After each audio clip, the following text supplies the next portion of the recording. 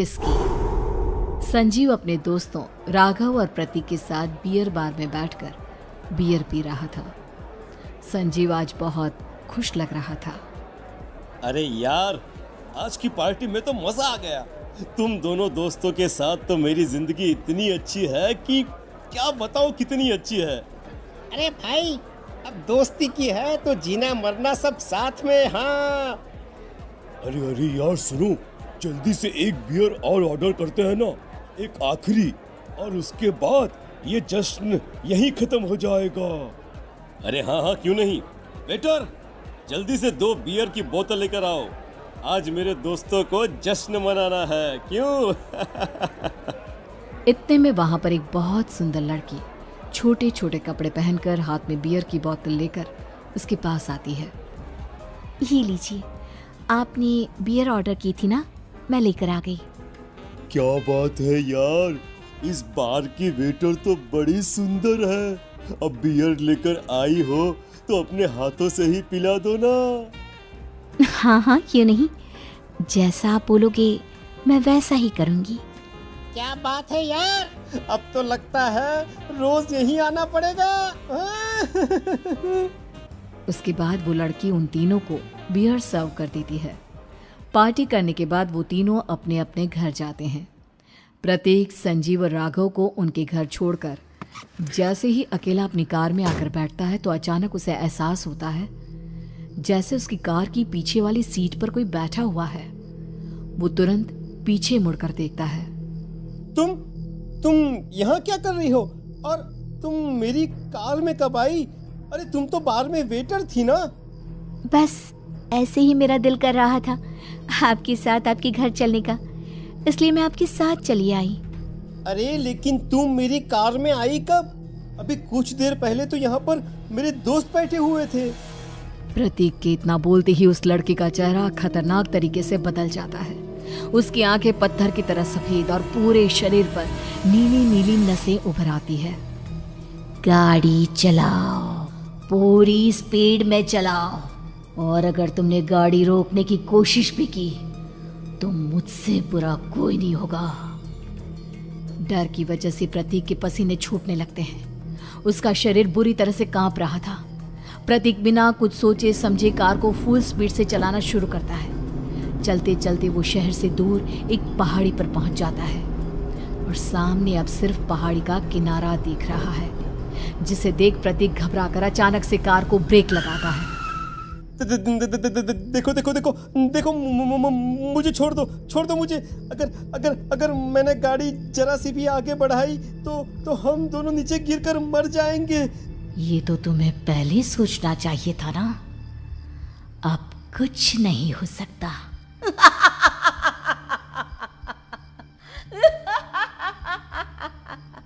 छोड़ दो मुझे। नहीं प्लीज मुझे छोड़ दो। प्लीज मुझे जाने दो। छोड़ दो मुझे। गाड़ी आगे बढ़ाओ। और तभी अचानक से बिना प्रतीक के स्टार्ट किए उनकी कार आगे बढ़ती है और गहरी खाई में गिर जाती है। उसके चीखने की आवाज़ें चारों तरफ सुनाई देती है।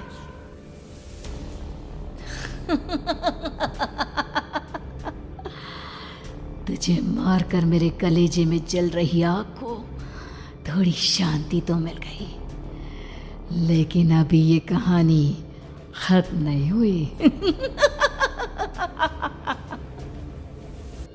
और फिर अगले दिन राघव और संजीव को पता चलता है कि प्रतीक की पहाड़ी से नीचे गिरकर मौत हो गई। अरे कल रात की तो बात है यार, हम सब बैठकर पार्टी कर रहे थे, लेकिन मेरी एक बात समझ में नहीं आ रही। राघव शहर से इतना बाहर उस पहाड़ी पर इतनी रात को क्या करने गया था?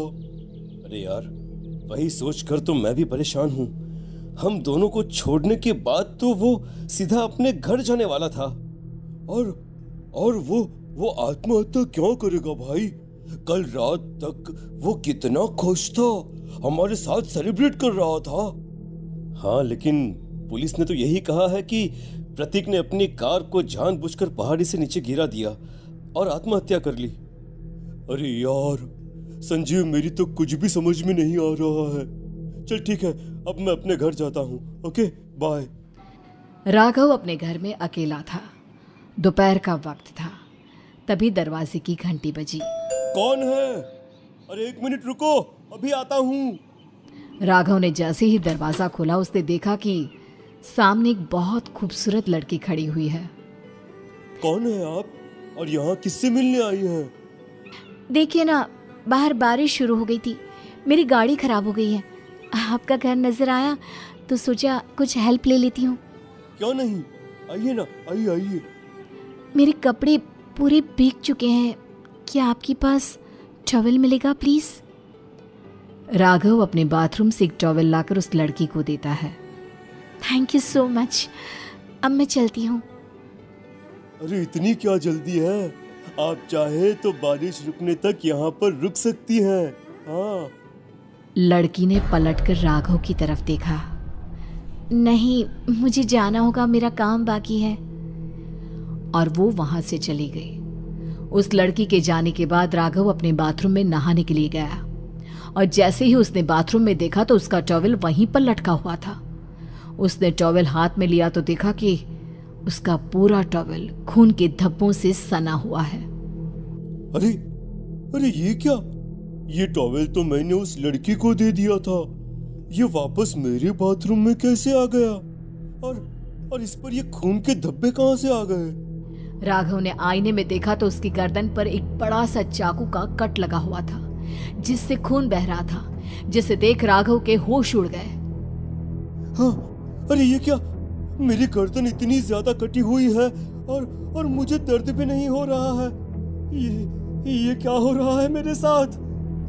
राघव घबराकर बाथरूम से बाहर आया और अपना मोबाइल उठाकर उसने संजीव को फोन लगाया। संजीव जल्दी से मेरे पास आ जाओ। मुझे लगता है कुछ बहुत बड़ी गड़बड़ है, जल्दी आ जाओ। उधर से आवाज आई, लेकिन वो आवाज संजीव की नहीं बल्कि एक लड़की की थी। कुछ अजीब नहीं हुआ है, बस तुम्हारी मौत तुमसे मिलने आई थी और तुम्हें मारकर चली गई। अब तुम इस दुनिया का हिस्सा नहीं हो राघव, इसलिए तुम्हें अपनी गर्दन के कटने का दर्द भी महसूस नहीं हो रहा। नहीं, ऐसा नहीं हो सकता, ऐसा नहीं हो सकता। कौन हो तुम?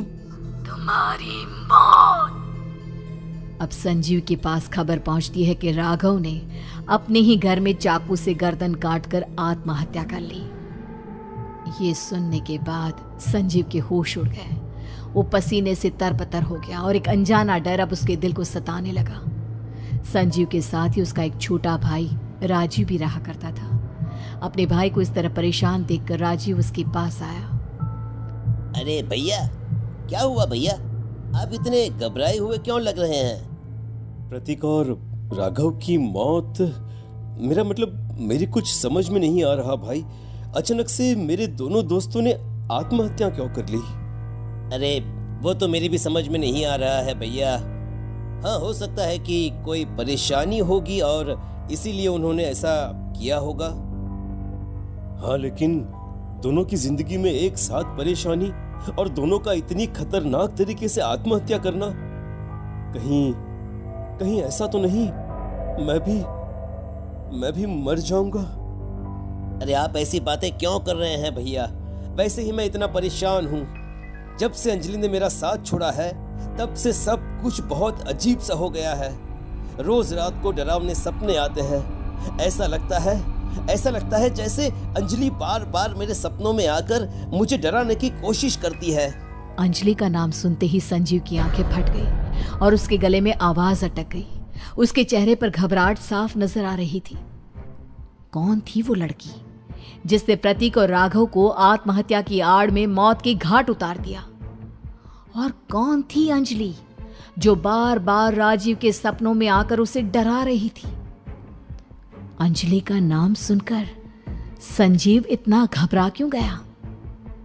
इन सवालों के जवाब जानने के लिए देखिए इस खतरनाक कहानी का अगला भाग।